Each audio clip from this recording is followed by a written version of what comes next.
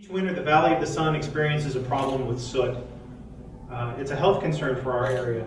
High concentrations of this soot in the air leads to public health problems. It's also an economic concern for our area.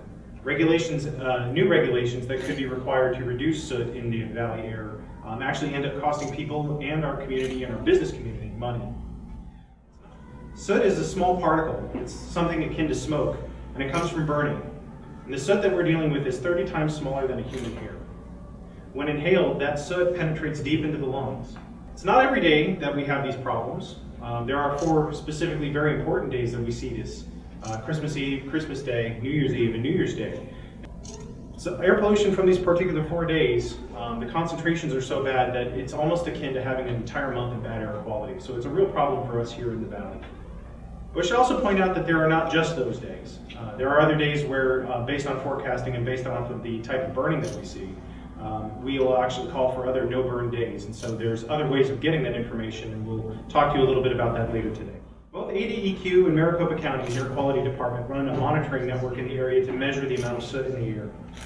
And in the wintertime, what we find is that 50% of these unhealthy soot concentrations comes directly from burning and wood smoke.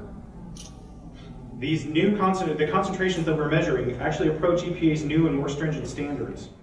Failure to meet EPA standards results in ADEQ and others developing control plans, air pollution control plans.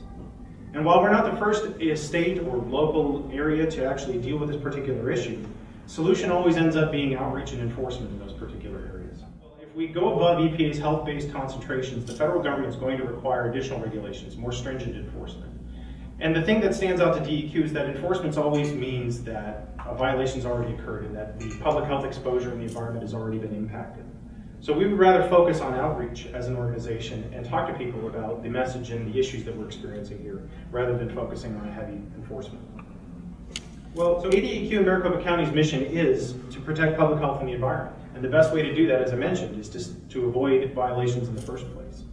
So the entire community is best served if there are no violations, and we do our part to reduce the amount of wood smoke that we see.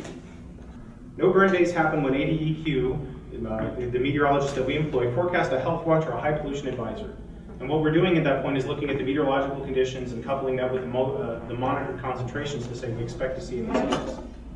We have text alerts, we have email alerts, but for this year, what we also wanted to do is focus on our 4 specific days where we have our worst problem. Those 4 days of Christmas Eve, Christmas Day, New Year's Day, and New Year's Eve, where we see almost a month's worth of bad air quality in those 4 days. And while we're not trying to ruin the holidays, we are absolutely trying to get in touch with the spirit of the season. We'd like to reduce the hospital visits, especially for the young, the elderly, and those that are sensitive to wood smoke. And the other idea here is that additional regulation is a cost to everyone.